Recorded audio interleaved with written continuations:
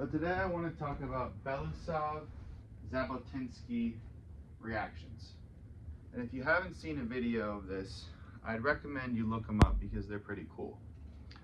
I'm no chemist, but from my layman understanding, there's a chemical mixture that's poured in a petri dish.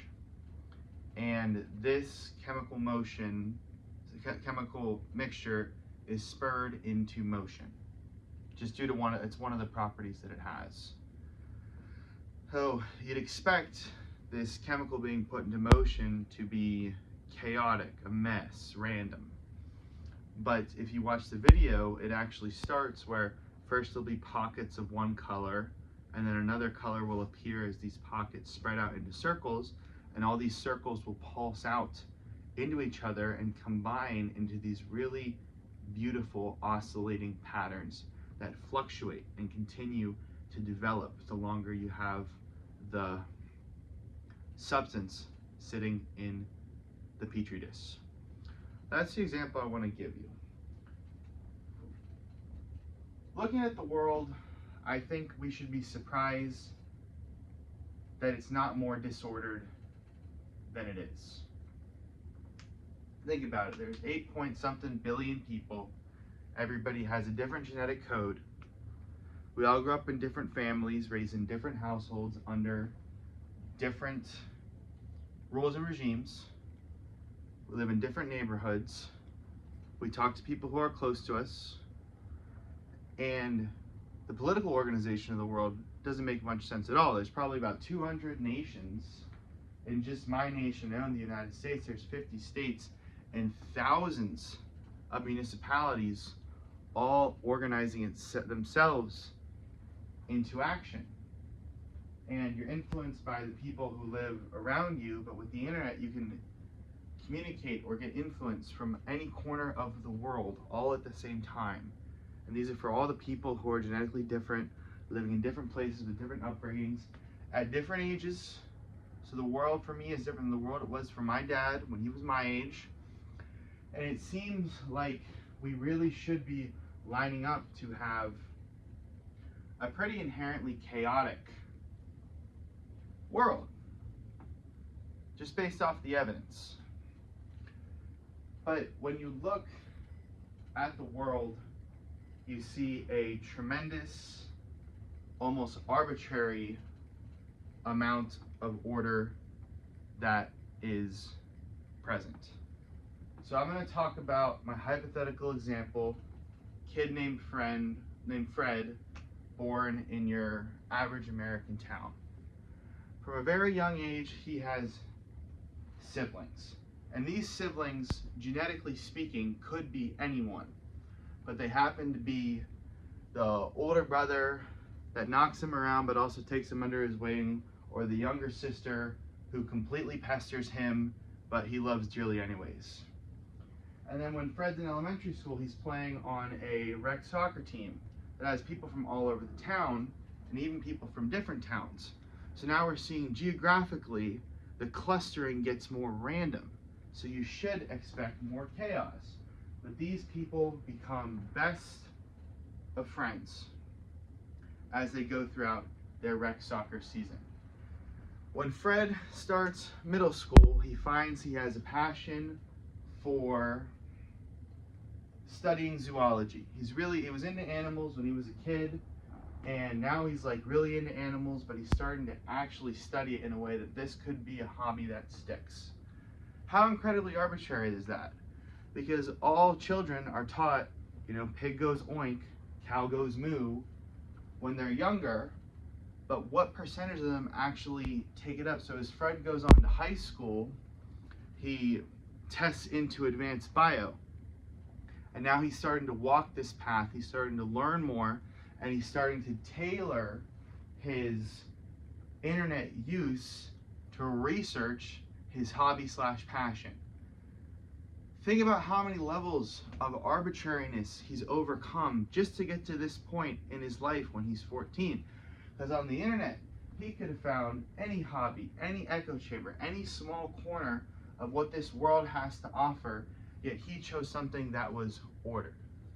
And then Fred goes and gets himself a girlfriend. Their opposites attract.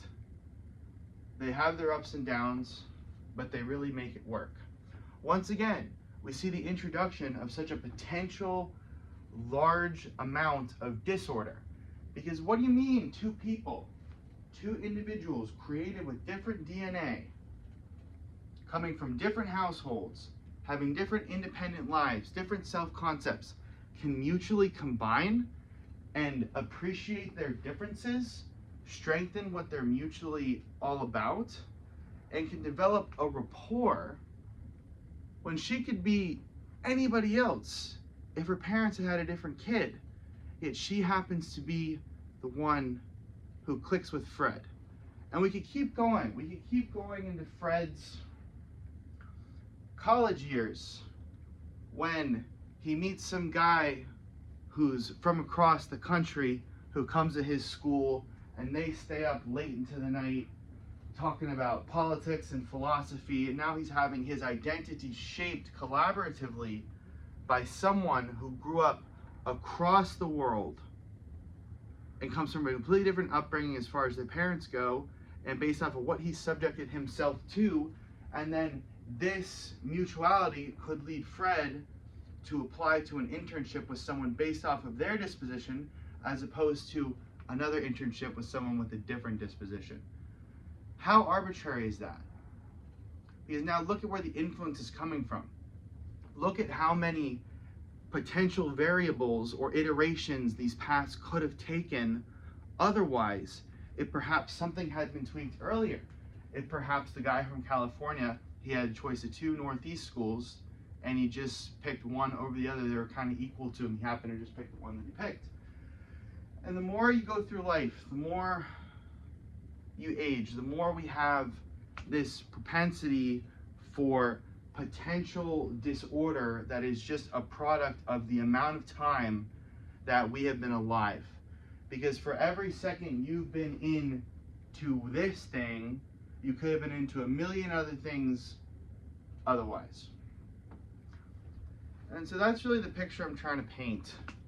That we look at the world and it should be so incredibly disordered. If you just run the numbers, if you just go into the computer and tweak a couple of the different variables, you'll find that things are incredibly, incredibly different than they are.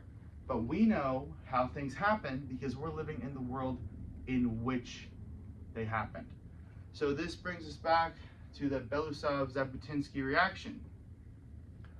Because what would have been a petri dish with arbitrary motion, with chaotic equilibrium that presented a not palatable pattern, or perhaps didn't present any pattern at all, just a random miasmatic back and forth that defies any sort of artistic descriptor, we see, against all odds, in spite of every other thing that could have possibly happened in my life, in your life, in everybody's life on God's green earth, we see this highly ordered world where it's possible for things to happen, like you go to a crowd in a place you don't know, you're walking around a new city, and you bump into someone you haven't seen for 10 years.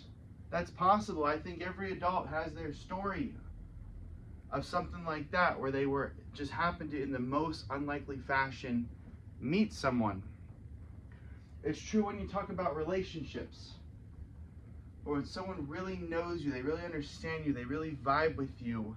The synchronicity between you two as individuals defies so much mathematic calculation that it seems, even to the secular, to be something that was ordained by a higher power.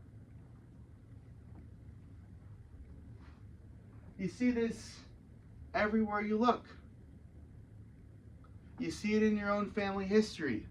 The foibles of the father become the foibles of the son, or the joys of the mother become the joys of the daughter. And I could go on, but I think you see what I'm talking about. There's far too much order in this world. There shouldn't be as much order as there is. Logically speaking, there are so many potential iterations of reality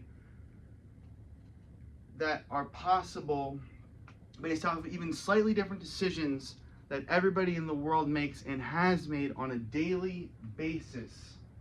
That the phase space of reality, the potential iterations it could take, is so entirely vast it's incomprehensible. Yet we arrive at this one particular reality where something so unlikely it's almost incalculable happens every day. Thank you. God bless.